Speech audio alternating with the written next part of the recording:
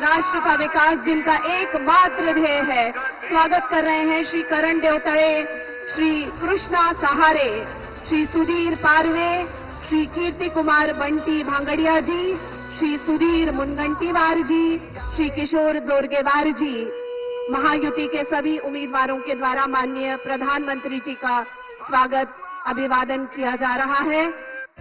भारत जिनके दिल में बसता है और जो भारतीयों के दिलों पर राज करते हैं, हमारे प्रिय प्रधानमंत्री जो सतत कार्यरत हैं, सतत संकल्परत हैं, आपका हार्दिक स्वागत, हार्दिक हार्दिक स्वागत। चिमूर की इस क्रांति भूमि में हमारे प्रिय प्रधानमंत्री, हमारे प्रिय नेता, विश्व नेता, लोकप्रिय नेता माननीय श्रीमान नरेंद्र मोदी जी अपनी जनता का अभिवादन स्वीकार कर रहे हैं। वो जनता जिसकी प्रगति के लिए वे निरंतर कार्यरत रहते हैं।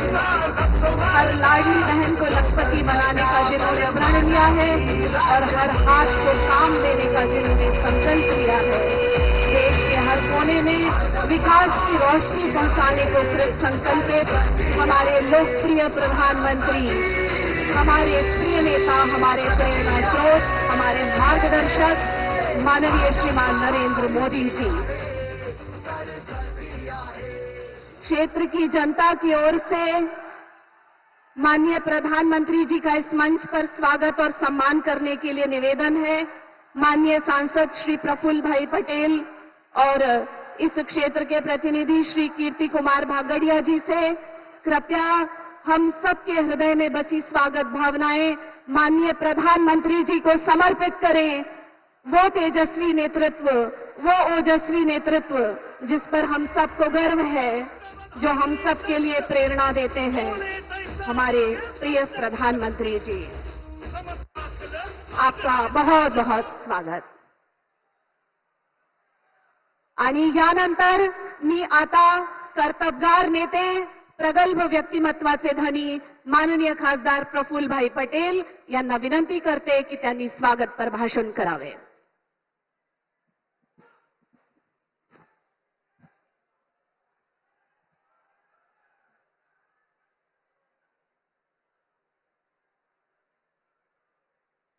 भारत माता की, छत्रपति शिवाजी महाराज की, भारत रत्न डॉक्टर बाबा साहेब आंबेडकर की।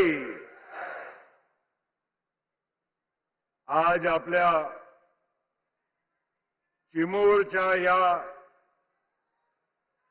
शहीदांची, वीरांची या पावनभूमीमध्ये आपल्या देशाचे नव्हे पण विश्वाचे सर्वात लोकप्रिय नेते, विश्वगुरू ज्यांना आपण सगळे म्हणतो, जग मानतो, असे आपल्या भारताचे यशस्वी आणि लाडके पंतप्रधान आदरणीय श्री नरेंद्र मोदीजी या कार्यक्रमामध्ये उपस्थित आपले या जिल्ह्याचे नेते सुधीरभाऊ मुनगंटीवार,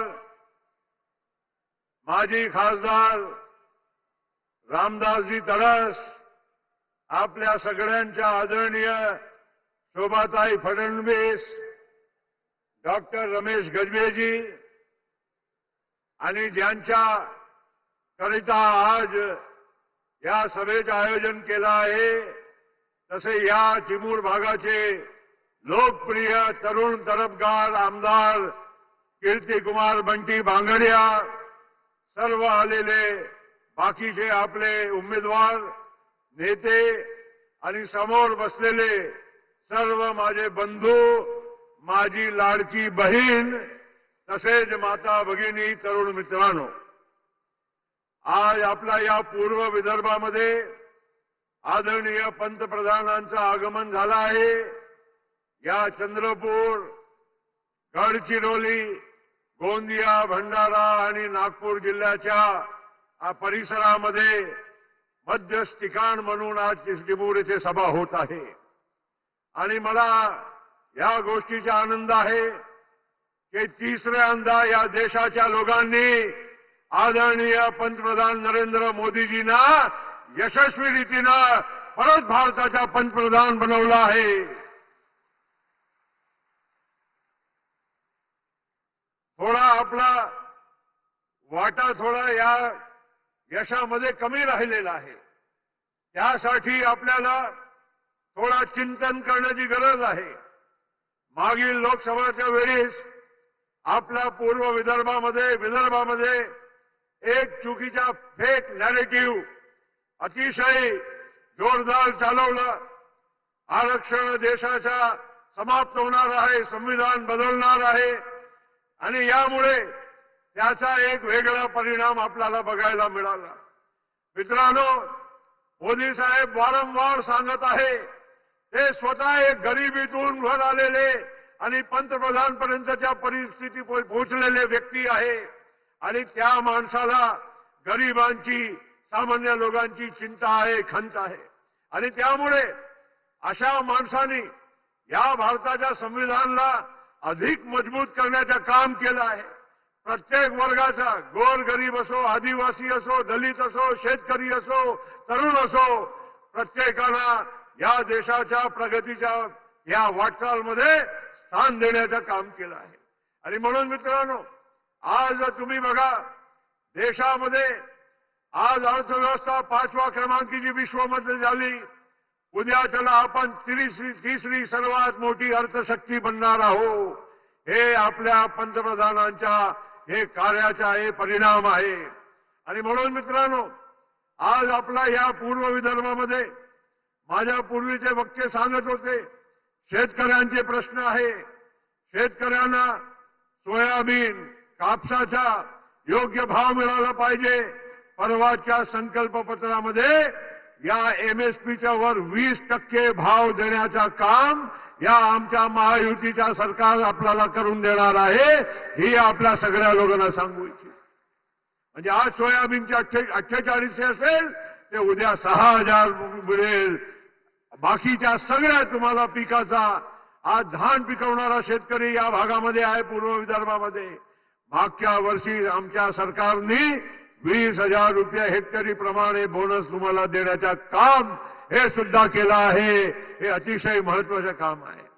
मित्रांनो, अशा परिस्थितीमध्ये आज जर आपला पूर्व विदर्भाचा विचार केला, चंद्रपूर जिल्ह्यामध्ये कोळसा आहे, इथे पेपर मिल आहे, पॉवर प्लांट किती आहे, सिमेंटचे प्लांट किती आहे. येणाऱ्या काळामध्ये गडचिरोली जिल्ह्यामध्ये तिथे लोखंडाची, आयर्न ओरची सर्वात उत्तम माइन्स मिळालेली आहे आणि तिथे सुद्धा येणाऱ्या काळामध्ये एक मोठा तिथे मॅन्युफॅक्चरिंग स्टील आणि आयर्नचा असा मोठा हब बनणार आहे. हे सगळं करत असताना आज आपला नागपूर, तिथे मिहान आहे, बाकीचे अनेक उद्योगधंदे येणार आहे. हे सगळं प्रगतीचे चिन्ह आहे. आमच्या लाडकी बहिणीला आज आम्ही 1500 रुपयाची देण्याची सुरुवात केली. अनेक लोकांच्या पोटदुखी झाली, सांगायला लागले पैसे कुठे आहे, पैसे कुठे आहे. हा योजना फक्त निवडणुकीपुरती आहे. अरे, आम्ही तुम्हाला आश्वस्त करू इच्छितो की ह्या 1500चे 2100 रुपये होण्यामध्ये जास्त वेळ लागणार नाही आणि त्याच्या पलीकडे सुद्धा 2500 असेल, 3000 असेल, हे अशी तुम्हाला या योजनेचा लाभ मिळत राहणार आहे. आणि म्हणून मी अधिक न बोलता, कारण पंतप्रधानाला ऐकायला आपण सगळे आलेले आहोत, पण मी एक नक्की सांगतो, आज भारतीय जनता पार्टी, शिवसेना, राष्ट्रवादी काँग्रेस पक्ष, रिपा, पिरिपा अशी आमची या महायुतीमध्ये आम्ही सर्वांना समावेशक करून आम्ही सामोर जात आहोत. आणि त्यामुळे मित्रांनो, आज जे काही परिस्थिती आज अख्खा विदर्भ आणि महाराष्ट्रामध्ये दिसत आहे, ते लोकसभेच्या वेळी जे आम्ही चूक केली ते परत आम्ही होऊ देणार नाही, असा आमच्या या महाराष्ट्राच्या जनतेने संकल्पना केली आहे. आणि त्यामुळे मित्रांनो, आपल्या सगळ्यांना मी विनंती करायला उभा आहे, एक सर्व पक्षांच्या वतीनं महायुतीचा एक घटक म्हणून उभा आहे की आज आपले पंतप्रधान त्यांना आपण ऐका आणि त्यांचं जे उद्बोधन आहे त्याप्रमाणे आपण महायुतीच्या सर्व आमच्या उमेदवार जे आहे त्यांना भरभराटीचा आशीर्वाद द्यावा. एवढाच बोलतो, थांबतो. जय हिंद, जय महाराष्ट्र. धन्यवाद. और अब हम सब जिन्हें सुनने को आतुर और प्रतीक्षित हैं, विकसित भारत के स्वप्न शिल्पी, हर वर्ग के विकास हेतु कृत संकल्पित, भारतीय जीवन मूल्यों के मूर्तिमान प्रतीक, हमारे देश के लोकप्रिय नेता और विश्व नेता, हमारे प्रधानमंत्री सम्माननीय श्रीमान नरेंद्र मोदी जी से करबद्ध निवेदन करती हूं कि वे कृपया सभा को संबोधित करें और हम उनके उद्बोधन से लाभान्वित हों.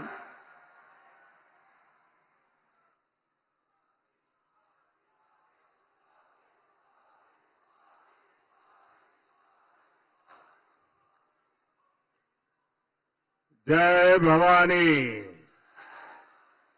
जय भवानी, जय माता महाकाली, जय सेवालाल, जय बिरसा. आपल्या सर्वांना माझा नमस्कार.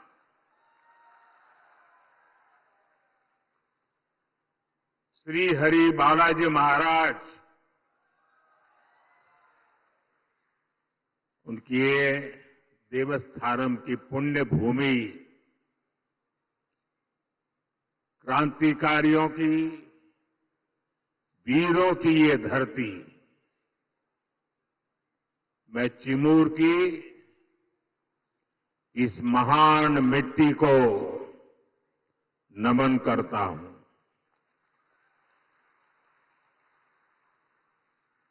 इस भूमि के गोंड सरदार वीर बाबूराव पुल्लेसूर शेळमाके को मैं नमन करता हूं.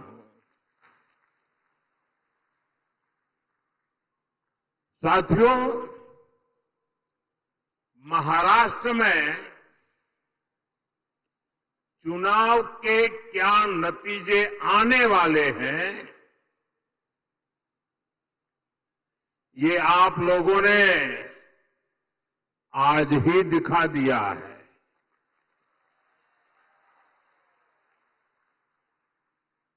ये जन सैलाब बता रहा है कि महाराष्ट्र में महायुति की भारी बहुमत की सरकार बनने जा रही है.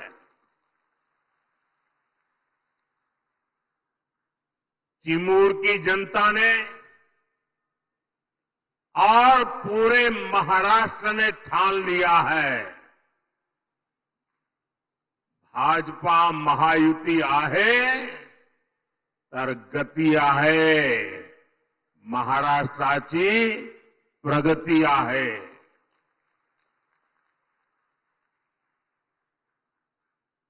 साथियों, मैंने सालों तक संगठन में कार्यकर्ता के रूप में काम किया है और इस प्रकार का कार्यक्रम ऑर्गेनाइज करने में लोहे के चने चबाने पड़ते हैं, इसका मुझे पूरा अंदाज है. और उसमें भी 12-1 बजे ऐसा कार्यक्रम करना, मैं गुजरात में तो नहीं कर सकता था. आपने क्या कमाल कर दिया है जी.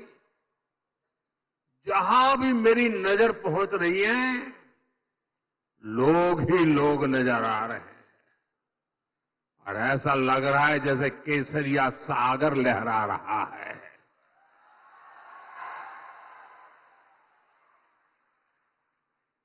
साथियों, मैं आज महाराष्ट्र भाजपा को भी बधाई दूंगा, जिसने बहुत ही शानदार संकल्प पत्र जारी किया है। ये संकल्प पत्र में लाड़की बहनों के लिए, हमारे किसान भाई बहनों के लिए, देश की युवा शक्ति के लिए, महाराष्ट्र के विकास के लिए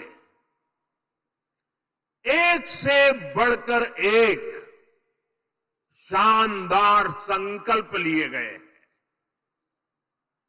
एआई यूनिवर्सिटी की बात हो, वाटर ग्रिड प्रोजेक्ट हो, हर घर से पाइप से पानी हो, देहात में पक्का घर हो, डिजिटल कनेक्टिविटी को बढ़ाना हो, इसमें महाराष्ट्र के भविष्य को उज्जवल बनाने के लिए बहुत सारी योजनाएं और संकल्प की प्रस्तुति है। मैं महाराष्ट्र के आप सभी लोगों को इस संकल्प पत्र के लिए बहुत बहुत बधाई देता हूं। ये संकल्प पत्र अगले 5 साल के लिए महाराष्ट्र के विकास की गारंटी बनेगा। साथियों, महायुति के साथ साथ केंद्र में एनडीए की सरकार यानी महाराष्ट्र में डबल इंजन की सरकार, यानी विकास की डबल रफ्तार। महाराष्ट्र के लोगों ने पिछले 2.5 वर्षों में विकास की इस डबल रफ्तार को देखा है। आज महाराष्ट्र देश का वो राज्य है जहां सबसे ज्यादा विदेशी निवेश हो रहा है। फॉरेन डायरेक्ट इन्वेस्टमेंट, यहां नए एयरपोर्ट बन रहे हैं, नए एक्सप्रेस वेज बन रहे हैं। आज महाराष्ट्र में करीब 1 दर्जन वंदे भारत ट्रेनें चल रही है। राज्य के 100 से ज्यादा स्टेशनों का कायाकल्प किया जा रहा है। राज्य में कई रेल मार्गों का विस्तार हो रहा है। साथियों, महायुति की सरकार किस स्पीड से काम करती है और ये अगाड़ी वालों की जमात कैसे कामों को रोकते हैं, चंद्रपुर के लोगों से बेहतर ये बात और कौन जानेगा। यहां के लोग दशकों से रेल कनेक्टिविटी की मांग कर रहे थे, लेकिन कांग्रेस और अगाड़ी वालों ने कभी भी ये काम होने नहीं दिया।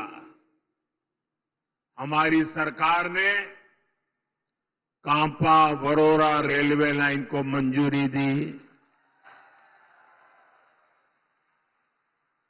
नागपुर से गढ़चिरौली रेलवे लाइन का काम भी अब बस पूरा होने की तैयारी में है।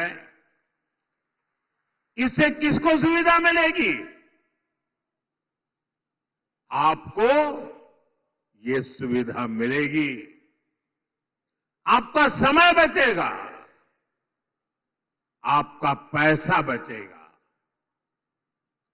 भाइयों बहनों, महाराष्ट्र का तेज विकास ये अघाड़ी वालों के बस की बात नहीं है भाई।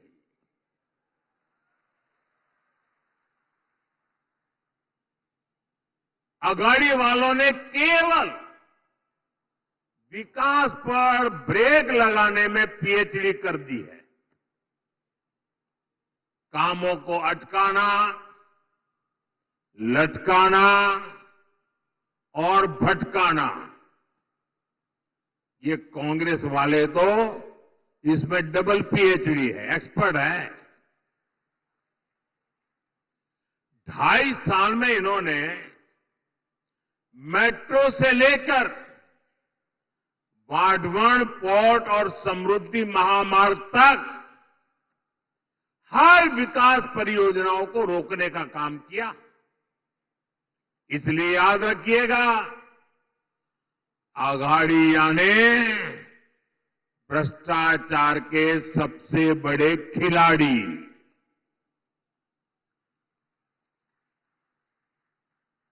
ये अघाड़िया ने खिलाड़ी, आप इन्हें दोबारा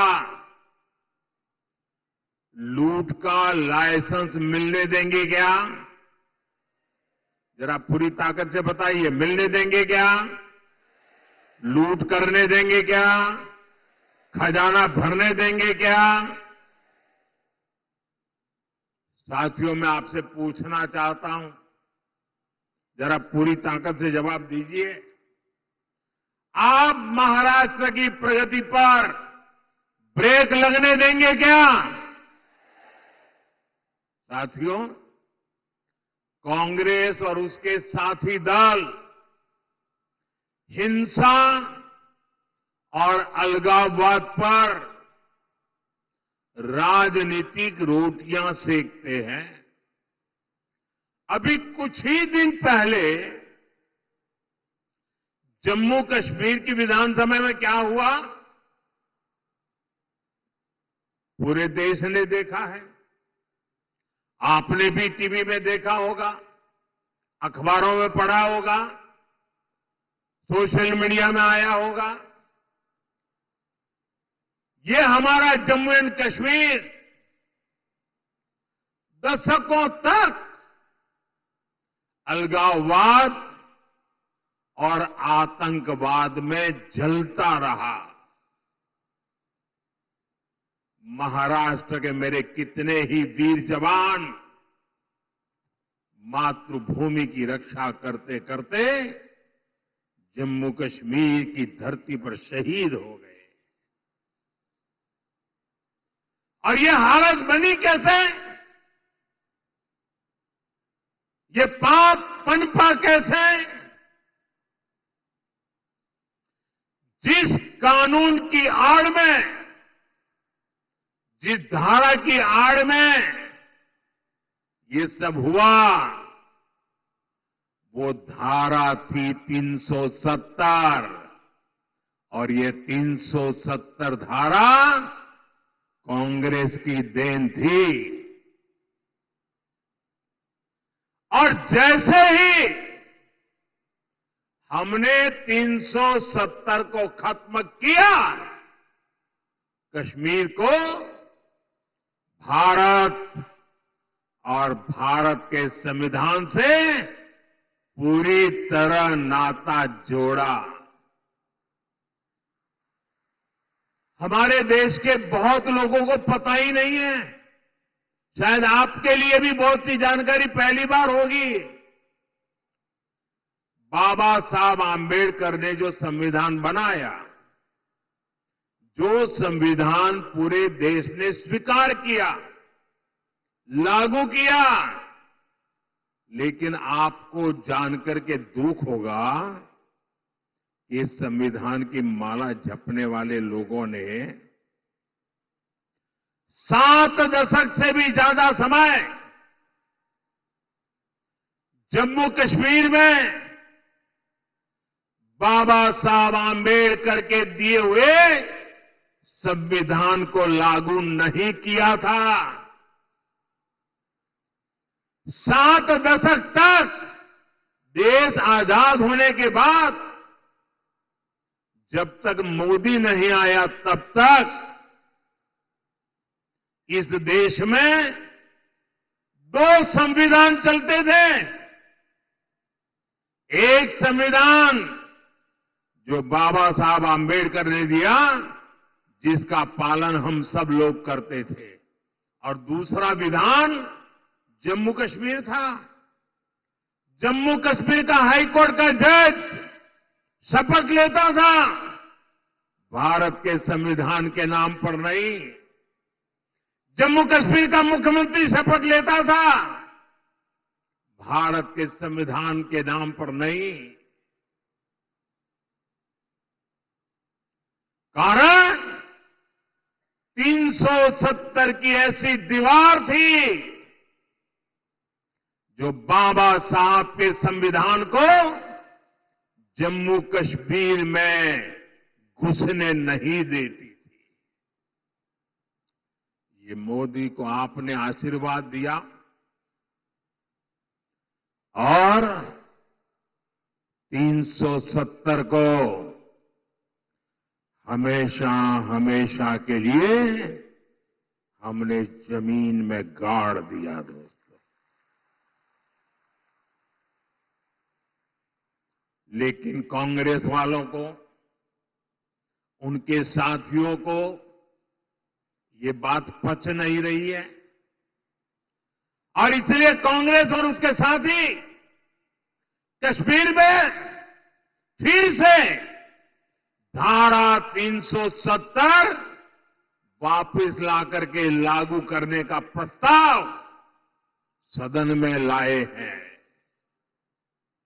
सदन में पास करवा रहे हैं। जरा कांग्रेस वालों को पूछिए, उनके साथियों को पूछिए कि जो धारा 370 खत्म हो गई, जिस जम्मू कश्मीर में भारत का संविधान पैर नहीं रख सकता था, उस जम्मू कश्मीर में भारत का संविधान पहुंचा। क्या आप फिर से इसको रोक लोगे? ये लोग वो काम कर रहे हैं जो काम पाकिस्तान चाहता है। मैं जरा यहां के लोगों से पूछना चाहता हूं, क्या कांग्रेस को ये करने देंगे आप? ये करने देंगे? 370 वापस आने देंगे? जम्मू कश्मीर को हमसे दूर रखने देंगे? उनके और उनके साथियों को सजा देंगे? साथियों, हमारे चंद्रपुर के इस क्षेत्र ने भी दशकों तक नक्सलवाद की आग को झेला है। इस क्षेत्र ने क्या कुछ नहीं सहा। नक्सलवाद के कुचक्र में कितने ही युवाओं का जीवन बर्बाद हो गया। हिंसा का खूनी खेल चलता रहा। औद्योगिक संभावनाओं ने यहां दम तोड़ दिया। कांग्रेस उसके साथियों ने आपको सिर्फ और सिर्फ खूनी खेल दिए हैं। ये हमारी सरकार है जिसने नक्सलवाद पर लगाम लगाई है। आज ये पूरा क्षेत्र खुल करके सांस ले पा रहा है। अब चिमूर और गढ़चिरौली के क्षेत्र में नए अवसर बन रहे हैं। इस क्षेत्र में नक्सलवाद फिर से ना हावी हो जाए, इसके लिए आपको कांग्रेस और उसके साथियों को यहां फटकने भी नहीं देना है। मेरी बात मानोगे ना? जरा जोर से बताइए, मानोगे ना? साथियों, बीजेपी और महायुति सरकार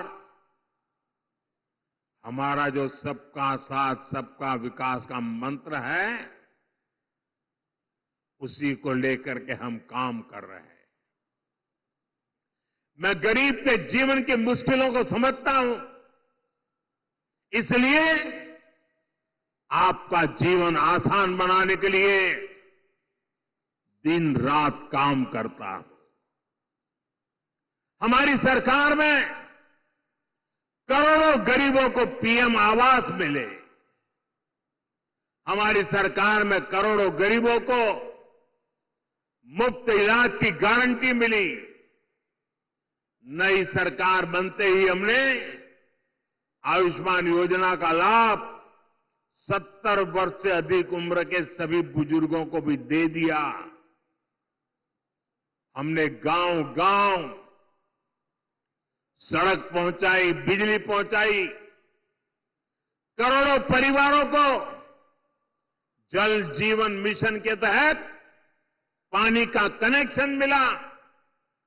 अकेले चिमूर में ही 16 लाख परिवारों को मुफ्त राशन मिल रहा है, ताकि गरीब के घर का चूल्हा जलता रहे। गरीब कल्याण की योजनाओं का सबसे ज्यादा लाभ हमारे वंचित समाज को हुआ है। दलित हो, पीड़ित हो, शोषित हो, आदिवासी हो, ओबीसी हो, उनको मिला। और ऐसे ही प्रयासों से पिछले 10 साल में 25 करोड़ लोग गरीबी से बाहर निकले हैं। महायुति की सरकार इस क्षेत्र में भी गरीबों को मजबूत करने के लिए, उन्हें नए अवसर देने के लिए काम करेगी। साथियों, हमें महाराष्ट्र को समृद्ध बनाने के लिए हमारे किसानों को समृद्ध बनाना है। आज यहां किसानों को पीएम किसान सम्मान निधि का फायदा मिल रहा है। महायुति सरकार साथ में नमो शेतकरी योजना का डबल फायदा भी दे रही है। चंद्रपुर जिले में और इस क्षेत्र में धान की पैदावार भी होती है। आणि तुमच्या चिन्नोरची चव किती मधुर असते। आप सभी को महाराष्ट्र भाजपा की घोषणाएं बहुत मदद करने वाली है। साथियों, हमारी सरकार सोयाबीन किसानों को संकट से उबारने के लिए भी आर्थिक सहायता दे रही है। सोयाबीन किसानों को अलग से 5,000 रुपये दिए जा रहे हैं। महायुति की सरकार ने सोयाबीन का न्यूनतम समर्थन मूल्य 6,000 प्रति क्विंटल करने का भी वायदा किया है।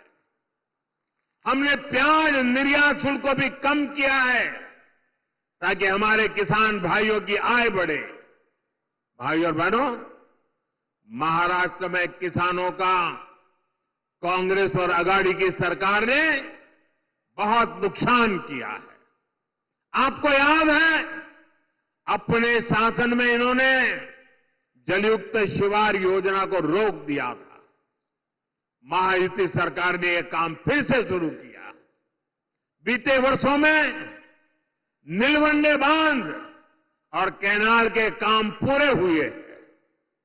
विशाल गोसी खुर्द प्रोजेक्ट भी अब पूरा होने जा रहा है।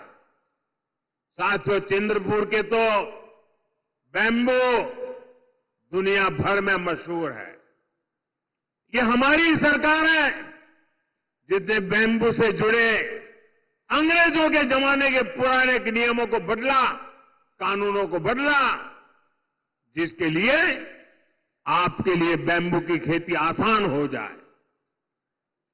गढ़चिरौली और चंद्रपुर में बांस शिल्पकारों की स्किल ट्रेनिंग पर भी हमारी सरकार जोर दे रही है।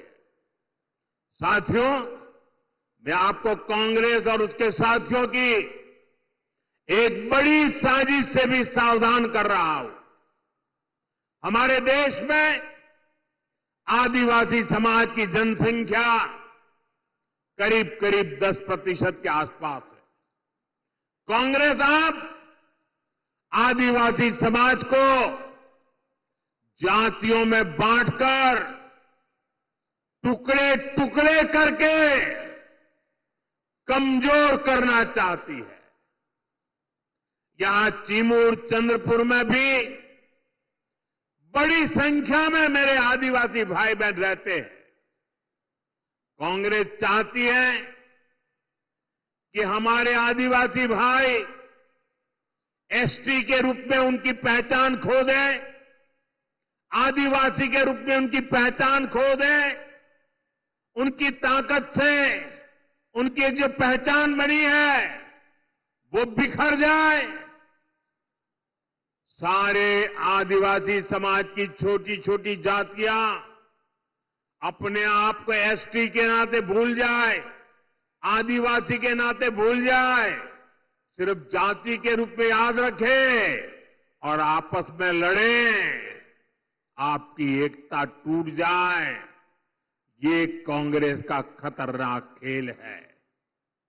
कांग्रेस गौंड समाज को राजगौंड से लड़वाना चाहती है, अरग समाज को प्रधान समाज से लड़वाना चाहती है। कांग्रेस पठारी को सरोटी से, हलवा को हलबी से, कोलम को मन्नेर बारलू से लड़वाना चाहती है। आदिवासी समाज जातियों में बटेगा तो उसकी पहचान खत्म हो जाएगी, उसकी ताकत खत्म हो जाएगी। विदेश में जाकर कांग्रेस के शहजादे खुद ये ऐलान कर चुके हैं।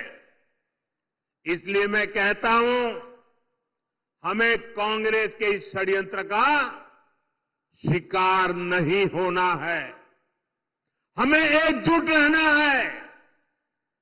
और इसलिए मेरा तो आपसे एक ही आग्रह है, हम एक रहेंगे तो सेफ रहेंगे, हम एक रहेंगे तो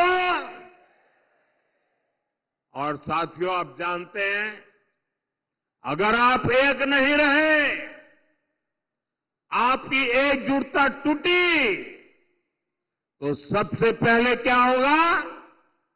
कांग्रेस आपका आरक्षण छीन लेगी।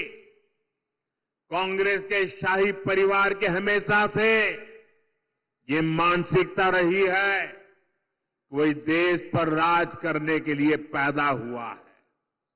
आजादी के बाद इसलिए ही कांग्रेस ने दलितों, पिछड़ों और आदिवासियों को कभी आगे नहीं बढ़ने दिया और आरक्षण से दलितों, पिछड़ों और आदिवासियों को आगे बढ़ाने का मौका मिलता है। इसलिए ही कांग्रेस आरक्षण से चिढ़ती है।